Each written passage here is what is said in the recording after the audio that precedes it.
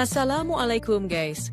Kita ketemu lagi di BLC Official Channel ini, secara khusus membahas mengenai optimalisasi anak berkebutuhan khusus. Kali ini, saya, Khairunisa, akan memandu podcast ini dari awal sampai akhir. Selamat menyaksikan, dan mohon dukungan dengan memberikan subscribe dan like. Thanks. Di podcast ini, kita akan ngobrol tentang gangguan perkembangan pada anak usia dini. Siapa sih yang nggak penasaran keterlambatan apa saja itu? Nah, di sini kita bakal bahas tuntas, mulai dari A sampai Z. Bersama Pak Yudi, seorang pendidik ABK di BLC Al-Irsyad. Yuk, join kita cari bareng jawabannya. Menurut Pak Yudi, seberapa penting sih orang tua atau pendidik memahami perkembangan anak usia dini? Mengapa hal ini penting untuk kita bicarakan? Ya, tentunya setiap orang tua pasti ingin memiliki anak dengan tumbuh kembang yang normal, yang baik. Ya, sehingga penting bagi kita orang tua untuk mempelajari setiap tahapan-tahapan perkembangan anak. Orang tua bisa segera mengkonsultasikan kepada orang yang lebih kompeten. Dalam hal ini mungkin adalah dokter, spesialis anak. Atau mungkin bisa lebih fokus lagi pada dokter spesialis tumbuh kembang anak. Selain itu, kita juga bisa konsultasikan kepada psikolog. Psikolog yang secara spesifik mereka mempelajari dan memahami tentang tumbuh kembang anak. Maka mereka biasanya akan segera memberikan follow up, ya, akan memberikan tingkat tindak lanjut. Sehingga bisa dilakukan asesmen dan kemudian dilakukan intervensi dini. Dan diharapkan dengan intervensi dini, sedini mungkin setidaknya, ya, maka masalah-masalah perkembangan anak yang dapat menghambat perkembangan anak di usia-usia selanjutnya itu bisa sedikit teratasi. Kemudian yang kedua ini bisa mencegah adanya komplikasi yang lebih lanjut. Komplikasi yang saya maksud di sini, yang pertama mungkin dia akan mengalami rasa tidak percaya diri, ya. Kemudian yang kedua, dia juga akan mengalami mungkin ada anxiety atau muncul perasaan-perasaan kecemasan yang berlebihan atau gangguan-gangguan mental yang lain. Ya, oleh karena itu segeralah sebelum terjadi komplikasi-komplikasi yang muncul ya secara psikis maupun bisa jadi komplikasi-komplikasi yang muncul secara faal atau secara fisik. Kemudian selanjutnya adalah penting dukungan untuk orang tua. Jadi tentunya orang tua akan merasa lebih tenang apabila anaknya berada di penanganan orang yang tepat. Jadi kalau dokter berarti pasti tidaknya orang tua tahu bahwa dokter cukup pengalaman untuk melakukan intervensi terutama dengan obat ya terhadap anak-anak yang bermasalah ini atau yang terganggu perkembangannya di sekolah-sekolah yang tepat, sekolah-sekolah inklusi atau mungkin sekolah-sekolah khusus yang sistemnya segregasi seperti halnya SLB ya, yang mana ini bisa lebih memacu perkembangan anak baik secara emosional, sosial maupun kemampuan-kemampuan kognitifnya. Baik Pak, untuk pertanyaan selanjutnya, apa saja Pak tanda-tanda pada anak usia 3-5 tahun yang mengalami keterlambatan perkembangan? Untuk tanda-tanda umum gangguan perkembangan anak di usia 3-5 tahun, ini sedikit saya sampaikan. Yang pertama adalah keterlambatan bicara atau speech delay, di mana anak di usia-usia tertentu itu perkembangan bahasanya sangat terbatas. Sangat terbatas. Sebagai contoh adalah umumnya anak di usia 8 bulan sampai dengan 9 bulan itu mereka sudah mulai babbling. Ya, jadi semacam ucapan pak atau bak. Nah, seperti itu. Namun anak di usia ini ternyata belum melakukan babbling. Ya. Jadi orang tua ini harus mulai khawatir, mulai curiga. Ada apa? Kok anak saya usianya 1,5 tahun kok babbling aja belum? Maka orang tua harus sudah mulai curiga. Kosakatanya itu sangat terbatas sekali ya. Mungkin dia sudah bisa bicara, mungkin dia sudah bisa menyampaikan apa yang diinginkan, tapi dengan kata-kata yang sederhana sekali. Hanya satu kata atau dua kata, padahal usianya sudah 3 atau 4 tahun. Seharusnya anak di usia itu sudah mulai cerewet, sudah mulai bisa berbicara, ya. Tapi dia hanya bisa menyampaikan apa yang dipikirkan itu hanya 2 kata saja. Nah, itu juga disebut sebagai anak dengan keterlambatan. Baik teman-teman. Kemudian Yang masuk dalam parameter sebagai keterlambatan bicara atau speech delay, itu juga anak belum cukup mampu untuk memahami perintah-perintah sederhana, ya, perintah-perintah sederhana. Dia masih belum paham. Atau mungkin ketika dipanggil namanya, dia tidak merespon. Itu juga termasuk anak-anak dalam ciri-ciri keterlambatan bicara. Kemudian yang kedua, teman-teman. Yang kedua adalah gangguan motorik. Ya, gangguan motorik ini pada anak-anak usia dini. Nah, ini motoriknya bisa kita sampaikan, bisa motorik halus atau bisa motorik kasar. Misalnya anak di usia 4 tahun itu masih kesulitan untuk memegang pensil dengan benar. Jadi memegang pensil itu masih dalam kondisi menggenggam seperti ini, ya. Ini masih belum betul, ya. Dan anak sebenarnya di usia-usia sekitar 4 tahunan itu sudah bisa kita ajarkan bagaimana memegang pensil dengan jari jaucak, ya dengan 3 jari seperti itu ya. Tapi anak ternyata mengalami kesulitan terus, ya seperti itu. Jadi itu juga tanda-tanda anak gangguan-gangguan motorik. Kemudian bagaimana dia kualitas membuat garisnya, apakah dia bisa membuat garis lurus atau tidak, atau mungkin garis lengkung atau kombinasi keduanya. Nah, seperti itu kita bisa melihat kualitas-kualitas gambar anak dalam membuat garis. Kemudian ada juga gangguan-gangguan koordinasi mata dan tangan yang kurang baik, ya. Antara tangan dengan mata kurang baik, ya. Pada saat main lempar bola ya, lempar tangkap bola, anak akan kesulitan untuk menangkap bola, padahal bola sudah mulai jatuh menghadap ke dirinya, harusnya ditangkap dengan baik. Atau melempar bola misalnya, target atau lawan bermainnya adalah di sebelah depan, lurus ke depan, tapi dia melemparnya menceng ke sebelah, nyerong ke kanan atau nyerong ke kiri. Nah itu biasanya anak juga masuk dalam gangguan-gangguan atau ada masalah-masalah perkembangan. Kemudian selain itu juga sulit untuk melakukan aktivitas-aktivitas yang melibatkan gerakan-gerakan yang halus. Gerakan halus seperti apa? Ya, misalnya tadi memegang pensil, mewarnai, menjimpit, menjumput, mencocok, kemudian meronce, menggunting, melipat, ya, dan banyak lagi yang lain. Kemudian yang lain mungkin gangguan motorik kasar anak di usia-usia 3 tahun ke atas masih kesulitan berjalan yang baik, yang tegak, kemudian misalnya kesulitan dalam meloncat satu kaki atau melompat dua kaki atau mungkin jinjit, jalan jinjit, ya seperti itu, atau jalan dengan tumit, menendang dan sebagainya. Ya, dia masih kesulitan-kesulitan seperti itu, ya ini bisa Gangguan-gangguan atau dikatakan perilaku memang sosial yang tidak anak biasa, ada gangguan ya atau misalnya kesulitan dalam anak juga tidak tertarik untuk bermain bersama dengan teman-teman lain yang seusianya di luar sana. Nah, ini juga kita patut waspada. Ada apa ini anak?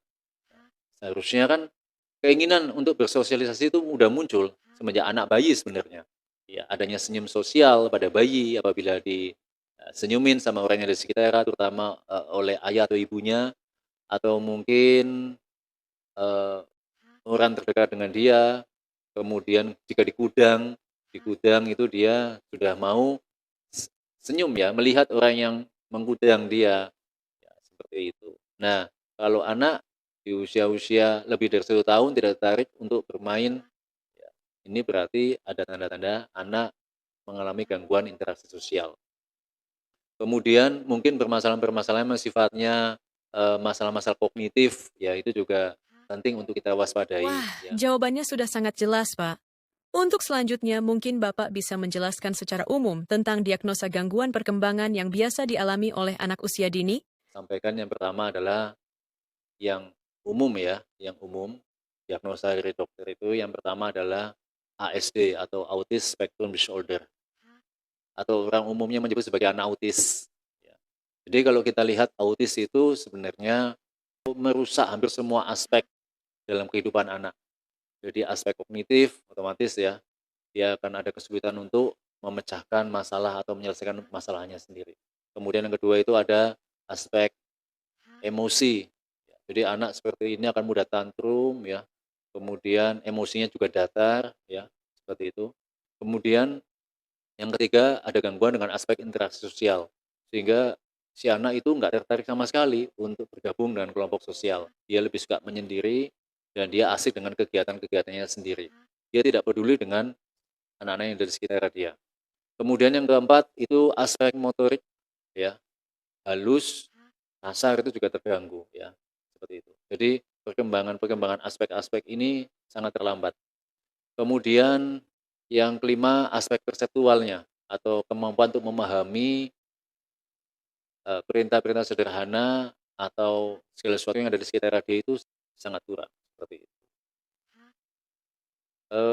Dan banyak lagi kasus-kasus atau aspek-aspek yang terganggu.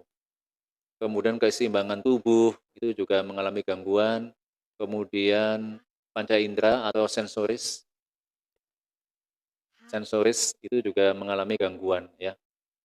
Mungkin pendengarannya itu terlalu peka atau sensitif terhadap bunyi-bunyian tertentu, bunyi yang sedikit melengking mungkin, seperti bunyi azan ya, kalau dengar azan kemudian dia tutup telinga, atau bunyi gemuruh ya pada saat hujan atau mau hujan, atau bunyi keras-keras sedikit, bunyi tepuk tangan dan sebagainya, dia sangat sensitif dan dia akan tantrum saat itu. Atau melihat melihat hal-hal tertentu. Jadi banyak melihat dari pendengaran, dari bau-bauan ya, bau-bauan, ini anak akan sensitif dan akan tantrum jika hal-hal tersebut itu sangat mengganggu. Tapi untuk anak-anak ASD itu biasanya mereka punya keminatan-keminatan tertentu.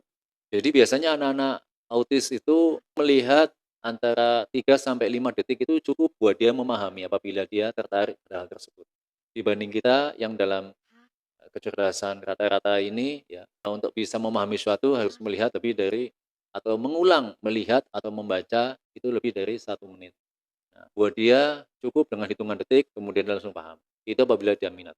Makanya banyak anak-anak autis juga yang minat di bidang tertentu dan dia sangat melejit ya, kecepatannya dalam memahami apa yang dia minati. Bisa di bidang kedokteran atau matematika atau fisika. Kalau dia minat di situ, dia akan melejit dengan cepat ya, melejit dengan cepat. Atau tahfidz ya, banyak juga anak-anak autis yang sangat paham dan sangat cepat menghafalkan ayat Al-Qur'an. Itu juga ada seperti itu. Kemudian yang kedua teman-teman, yang kedua adalah ADHD. ADHD, seperti yang sudah pernah saya sampaikan pada episode podcast beberapa waktu yang lalu, ya, atau attention deficit hyperactive disorder atau gangguan pemusatan perhatian dan perilaku hiperaktif. Ya, jadi anak-anak seperti ini belakangan ini semakin banyak. Cuma berbedanya dengan autis tadi, untuk anak ADHD itu masih bisa berinteraksi dengan orang lain. Kemudian umumnya untuk anak ADHD itu memiliki IQ yang normal teman-teman, ya, atau average. Nah, jadi tidak ada anak disebut ADHD itu juga IQ-nya rendah. Ya. IQ normal atau IQ average itu apabila dites dengan tes kecerdasan dengan skala Spearman, maka dia memiliki angka IQ itu antara 90 sampai dengan 109. Nah, apabila dites anak-anak yang dengan gangguan pemusatan perhatian dan perilaku hiperaktif tadi, maka dia harus memiliki IQ rata-rata atau mungkin di atas itu. Nah, seperti itu. Kemudian anak ADHD itu tidak seperti anak-anak autis yang ada ekololi atau mengulang-ulang. Kalau ekololi itu atau membeo tadi adalah ciri anak yang nggak bisa dilepaskan dari anak ASD atau autis. Tapi kalau ADHD tidak. Nah, seperti itu. Kemudian anak ADHD juga tidak memiliki gerakan-gerakan atau perilaku yang stereotip ya, atau khusus. Misalnya bertepuk tangan, ya, bertepuk tangan berulang-ulang, atau kemudian dia menggerakkan badannya kanan kiri berulang-ulang dan sebagainya. Jadi anak ADHD itu nggak seperti itu. Beda dengan anak autis. Baik, kemudian untuk gangguan atau diagnosa lain yang biasanya terjadi pada anak-anak adalah gangguan bahasa yang spesifik. Ya. Jadi dia kesulitan dalam memahami atau menggunakan bahasa-bahasa lisan. Nah, seperti itu. Jadi kalau gangguan bahasa spesifik ini juga tidak tersangkut langsung dengan tingkat kecerdasan juga teman-teman. Seperti gangguan-gangguan disleksia.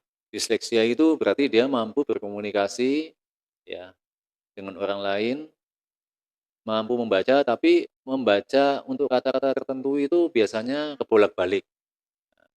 Jadi Misalnya untuk huruf-huruf yang berdekatan seperti S dengan Z atau P dengan Q atau B dengan D, itu biasanya anak akan kesulitan untuk membaca, ya. Tapi menurut keyakinan dia, itu jawabannya atau bacanya betul. Ini anak dengan disleksia. Kemudian anak yang disgrafia juga sama. Disgrafia ini juga termasuk dalam gangguan bahasa spesifik atau kesulitan belajar spesifik. Disgrafia itu kesulitan dalam menulis. Dia bisa membaca dengan baik, tapi ketika menulis dia itu akan susah, ya. Akan menulisnya kebolak-balik sehingga orang itu kalau membaca tulisannya harus mikir dulu, ya, mikir berapa kali, ya, sampai betul-betul paham. Oh, maksudnya itu ini toh, ya, ya. Tulisan padu seharusnya palu gitu ya. Nah, seperti itu. Dan sebagainya lah. Itu banyak contoh-contoh untuk anak-anak disgrafia. Kemudian diskalkulia juga sama. Diskalkulia itu kesulitan dalam berhitung atau membaca simbol-simbol angka. Ya, karena memang awalnya dari simbol angka dia belum paham atau banyak kesulitan, maka ketika si anak belajar matematika, ya dia akan susah untuk menerapkan ke rumus. Ya, dia akan kesulitan untuk menghitung uang dan sebagainya. Ini anak-anaknya diskalkulia. Seperti itu.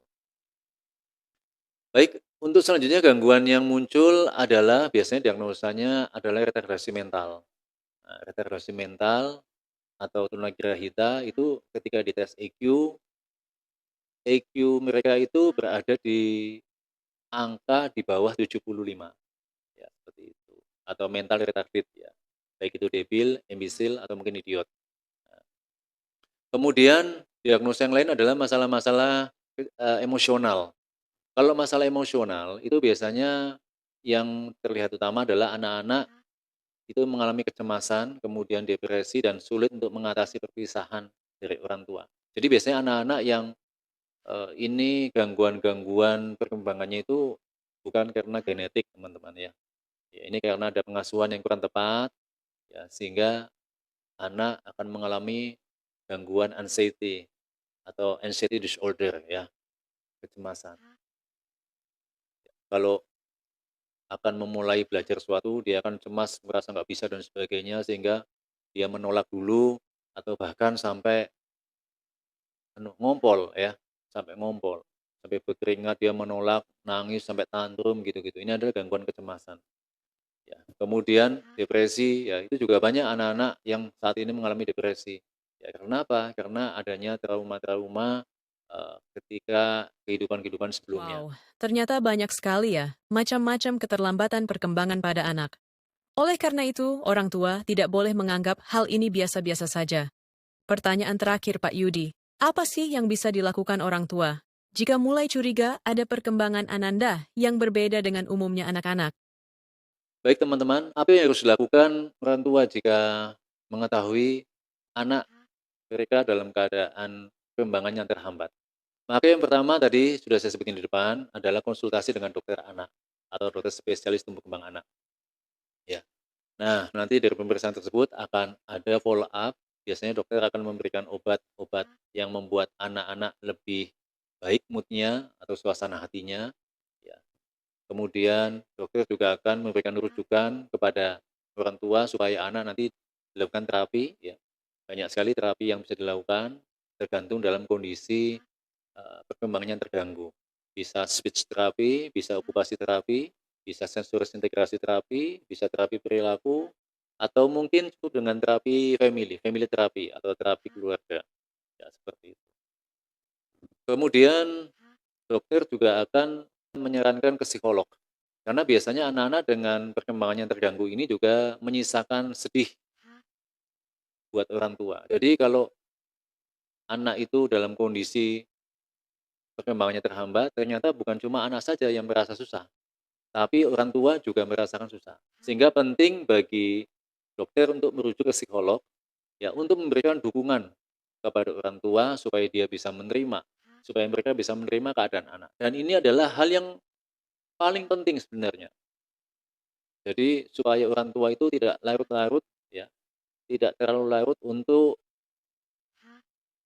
menyikapi menyikapi kondisi anaknya memang nyata-nyata ada keterlambatan. Supaya orang tua ini terus berjuang untuk melakukan tindak lanjut demi kebaikan anak atau kesembuhan anak. Kemudian selain itu, psikolog akan memberikan psikoterapi kepada anak supaya anak itu lebih mandiri dan lebih adaptif dengan lingkungan sosialnya.